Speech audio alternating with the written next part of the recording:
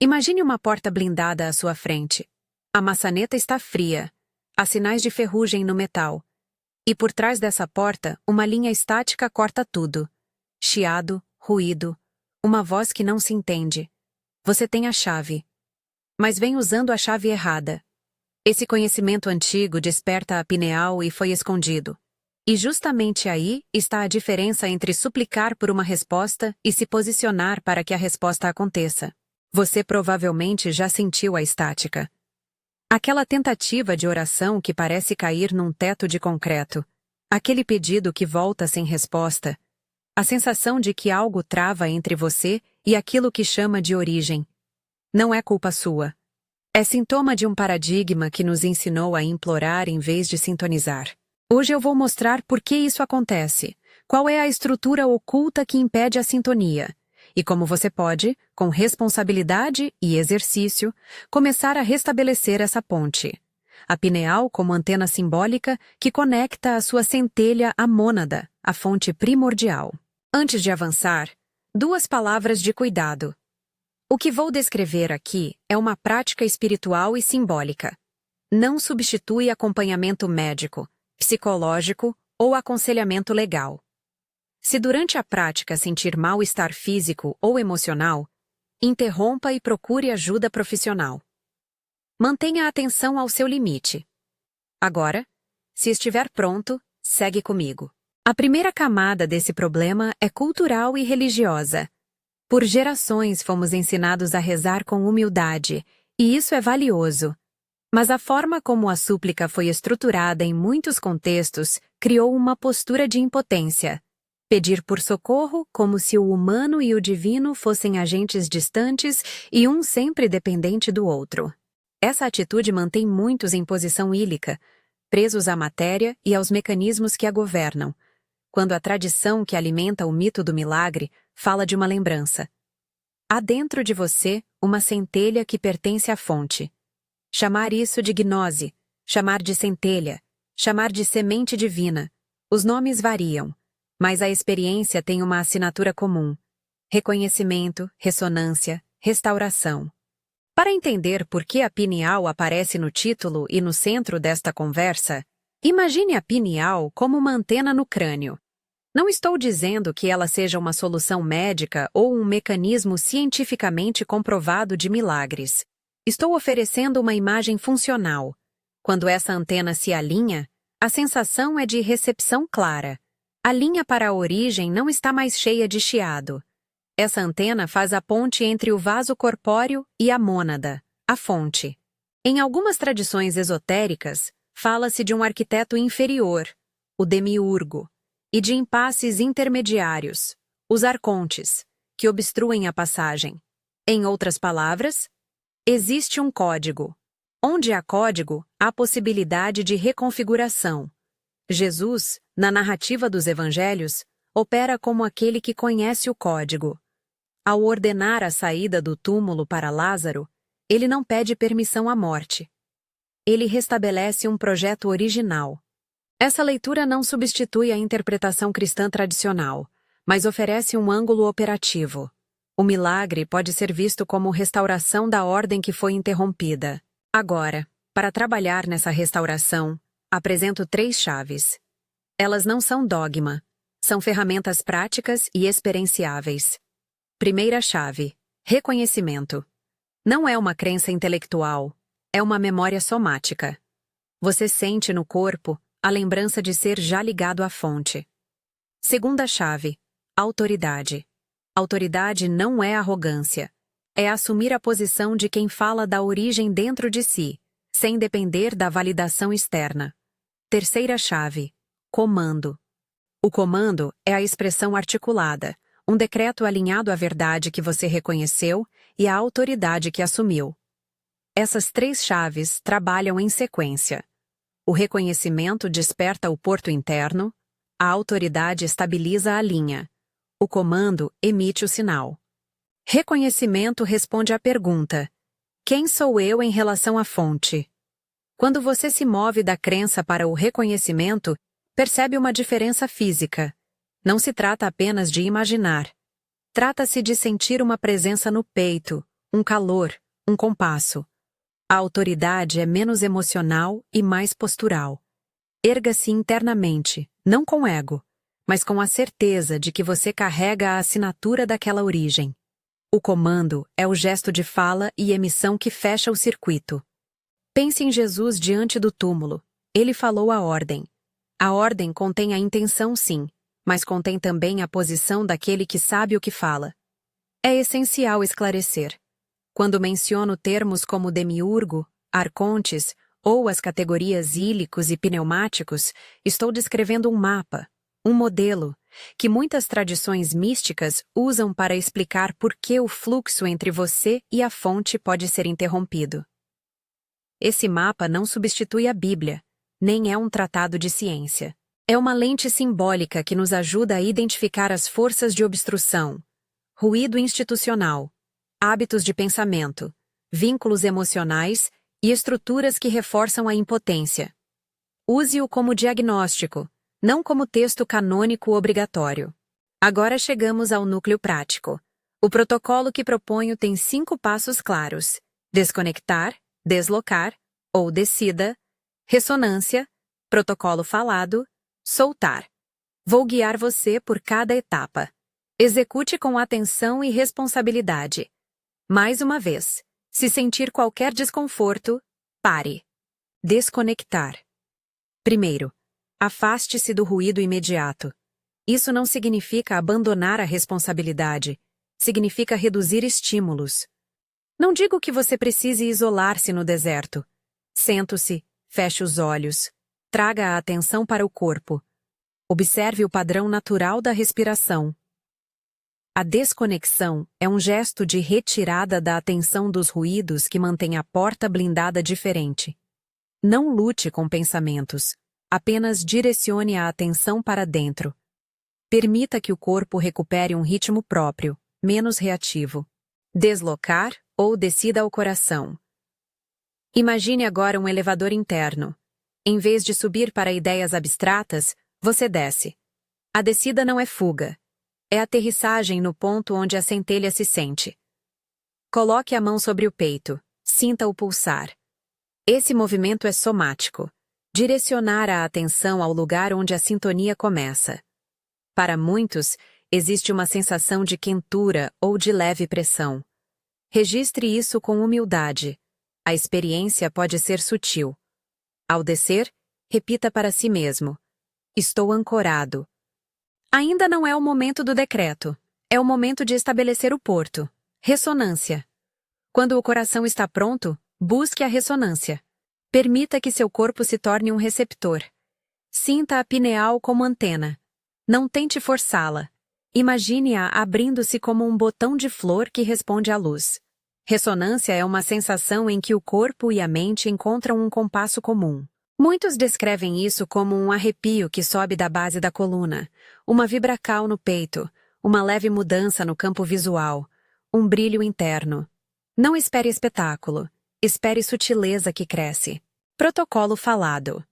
Quando a ressonância estiver presente, em voz clara e medida, emita um protocolo curto.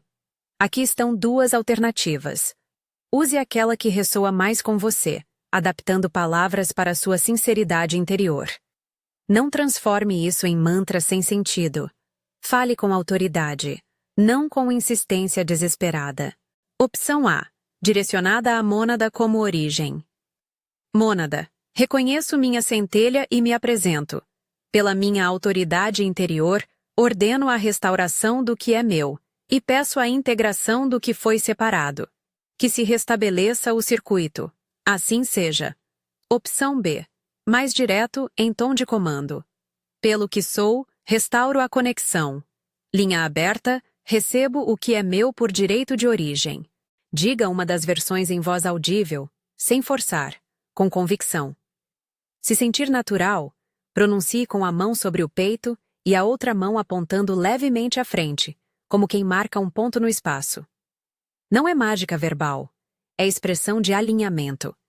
Evite promessas absolutas. O que se busca é comunicar ao seu campo interior e ao circuito que você está operando dentro da ordem da fonte. Soltar. Após pronunciar, solte. Aqui está a maior dificuldade para muitos: apego. Se você ficar obcecado pelo resultado, cria resistência. Soltar é um ato de confiança ativa. Mantenha uma postura de observador, não de fiscal. Permaneça atento, mas sem ansiedade. Não vire a esposa de Ló que olha para trás por curiosidade. Não é necessário vigiar cada sinal com medo. Observe como um jardineiro que plantou uma semente. Rega com disciplina e pouca ansiedade. Neste ponto, faça um pequeno ato de ancoragem simbólica no canal. Se desejar, comente "ativo" para marcar sua intenção e participar deste fluxo. Comente "ativo". Esse é o único pedido de participação ativa que farei aqui. Um gesto simples que incorpora o passo do comando no mundo físico. Não transforma a prática em espetáculo. Serve apenas como um lembrete de que você tomou posição. Passada essa ação pública, precisamos falar sobre interferências. Não espere que o caminho se abra sem resistência. O sistema que mantém a estática tem mecanismos de defesa, dúvidas automáticas, lembranças que surgem para desacreditar, sensações de desligamento súbito. Chamo isso de anticorpos do sistema.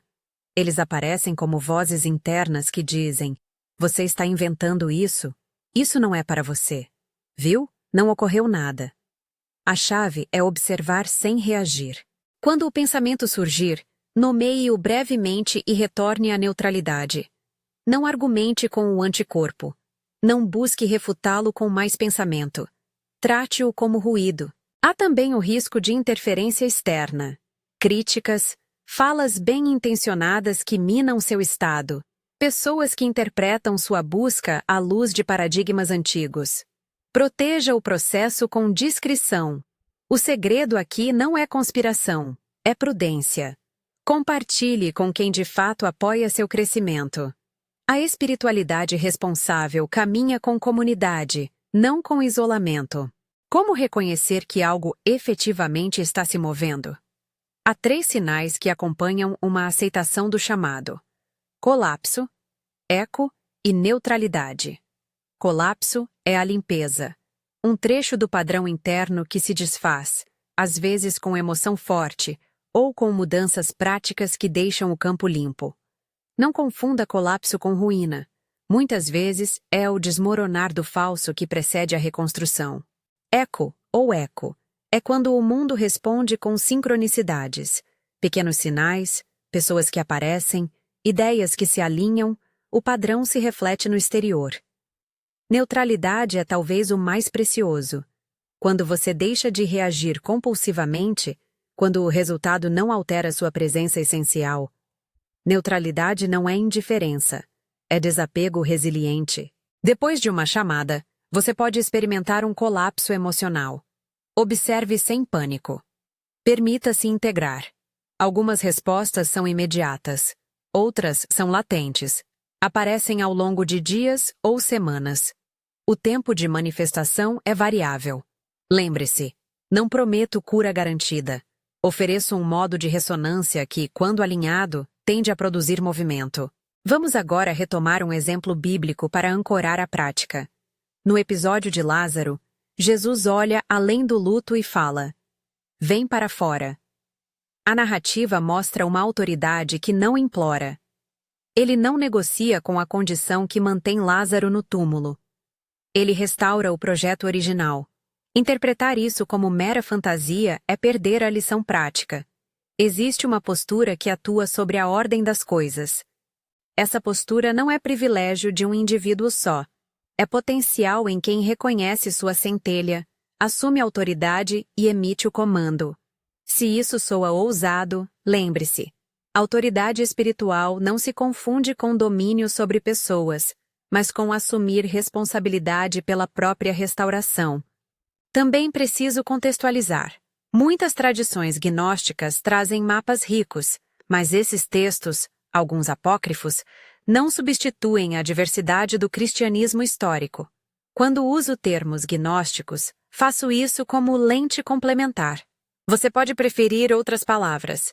O importante é entender a mecânica, recuperar a posição de origem dentro do seu coração.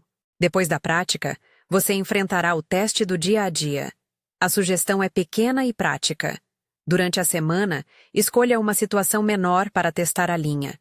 Pode ser uma conversa importante, a resolução de um nó prático ou simplesmente encontrar clareza sobre algo que o aflige. Antes de agir, passe rapidamente pelo protocolo. Desconectar, descer ao peito, ressonar, falar seu protocolo interior de forma sucinta, soltar. Observe os resultados sem afeto exagerado. Anote pequenas mudanças. Elas são o material de integração. Entraremos agora em uma breve invocação que serve como selo. Uma oração curta, colocada como prática espiritual. Não é promessa, é oferta. Se desejar, repita essas palavras em silêncio ou em voz baixa, com o cuidado de não criar expectativas absolutas. Mônada, reconheço a centelha que em mim habita. Peço alinhamento, não por orgulho, mas por responsabilidade. Que a restauração ocorra conforme o padrão da verdade. Que eu saiba agir com amor e prudência. Se algo neste processo me causar dano, que haja intervenção de apoio. Amém. Essa invocação é um selo de intenção, um reconhecimento da fonte que você está buscando. Não é encantamento mágico, é um compromisso interior. Observe. Coloquei também uma cláusula de segurança. Se causar dano, que haja intervenção. Porque a prática responsável assume limites. Voltando à prática cotidiana, haverá momentos em que você sentirá um eco claro e outros em que a neutralidade prevalecerá. Em ambos, pratique a disciplina da presença. A transformação que buscamos não é espetáculo, é ajuste fino. Soberania interior não se expressa em ostentação, mas em clareza ética e em ação alinhada. Há também uma espécie de ameaça pós-chamada, que merece atenção. Quando alguém começa a operar com autoridade, o sistema de manutenção da estática tende a responder com pequenas sabotagens, dúvidas plantadas por terceiros, circunstâncias que testam seu desapego, memórias desconfortáveis que surgem para atrapalhar. A recomendação prática aqui é dupla. Primeiro, mantenha registro dos seus limites. Segundo, evite reações dramáticas. Resistir ao desligamento não significa reagir com agressividade. Significa observar, reafirmar o reconhecimento e retornar ao protocolo com humildade. A responsabilidade ética é central.